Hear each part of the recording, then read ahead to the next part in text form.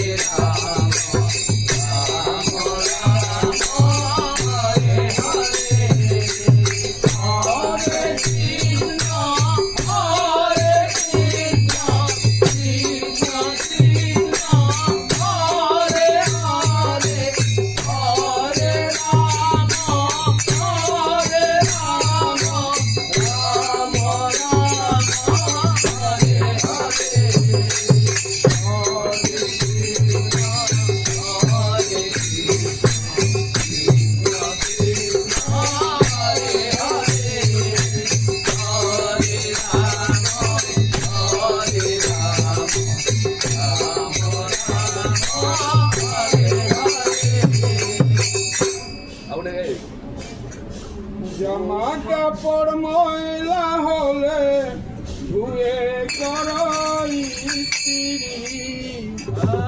ঘর বাড়ি পোড়ানো হইলে লাগাও যে রাজমিস্ত্রি। জামা কাপড় ময়লা হলে ধুয়ে